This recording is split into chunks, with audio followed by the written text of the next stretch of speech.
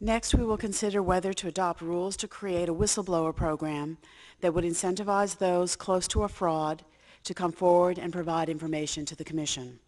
These rules, originally proposed last November, would implement Section 922 of the Dodd-Frank Act. The new whistleblower program is part of our efforts to enhance the agency's capacity to detect and prevent fraud.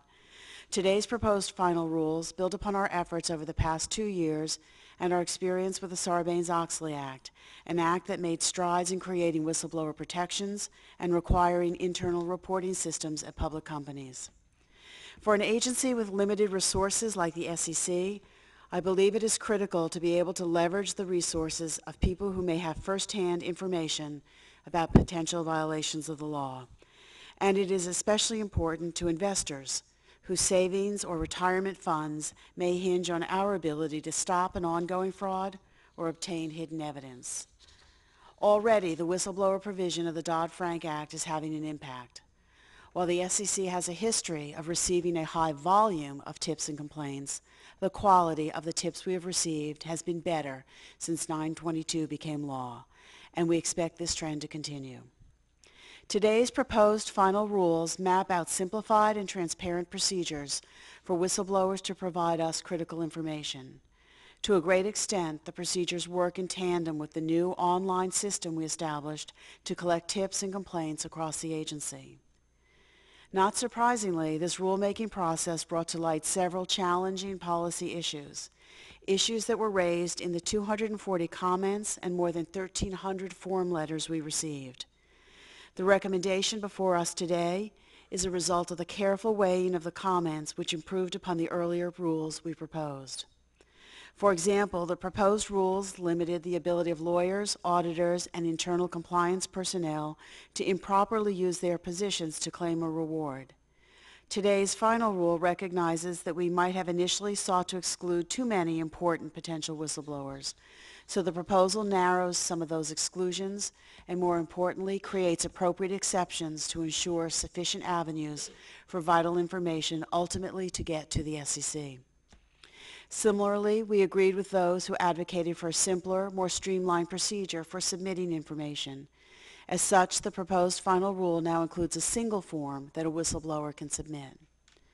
And further, the final rules make clear that the statute's whistleblower protections apply to anyone who provides us information, even if that information relates to a possible securities law violation, and regardless of whether it leads to a successful enforcement action. But perhaps no issue received more focus during this process than the role of internal compliance programs. As I have often said, internal compliance programs play an extremely valuable role in the fraud prevention arena. And we have long sought to leverage compliance officers who can help protect investors by keeping companies on the straight path. But many commenters vigorously asserted that these programs would only survive if the Commission required whistleblowers to first report internally before coming to us.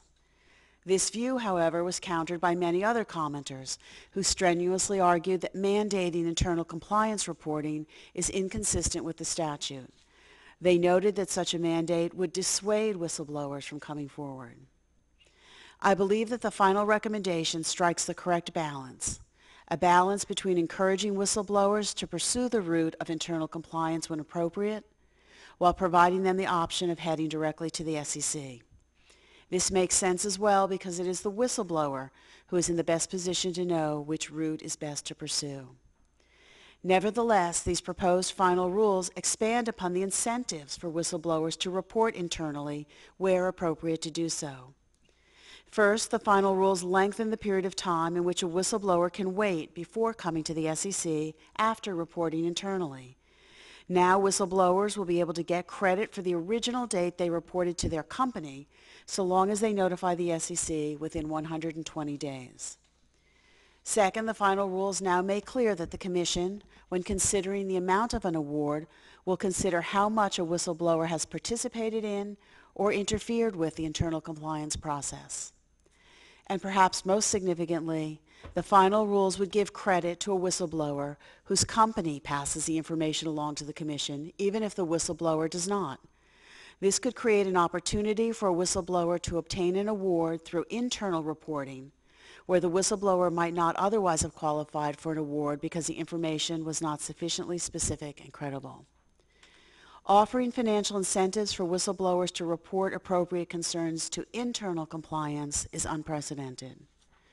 But I believe that incentivizing, rather than requiring, internal reporting is more likely to encourage a strong internal compliance culture. Our rules create incentives for people to report misconduct to their employers, but only if those companies have created an environment where employees feel comfortable that management will take them seriously, and where they are free from possible retaliation.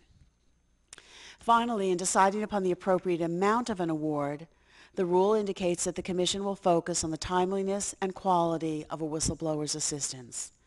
I have heard from our investigators about how whistleblowers have saved us weeks of investigation time because of the specific, credible, and timely information they have provided. Before I close and turn this over to Robert Khuzami, I'd like to recognize the hard work of the staff, of which I'm very proud. From the outset, this team has been extremely thoughtful about the difficult policy choices created by these rules.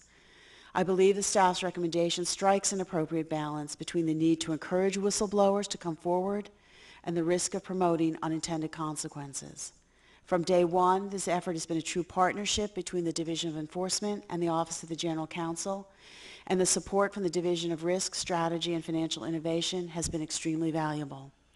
I'd like to thank the staff of the Division of Enforcement, specifically Rob Khuzami, David Burgers, Steve Cohen, Tom Sporkin, Jordan Thomas, Sarit Klein, Sam Walden, Loretta Finch, Howard Scheck, Charles Wright, Megan Alcorn, and of course the Chief of our new Office of the Whistleblower, Sean McKessie. From the Office of the General Counsel, I'd like to thank Mark Kahn, Rich Levine, Brian Ox, Brooks Shirey, Steve Young, Tom Carr, and Bill Lennox.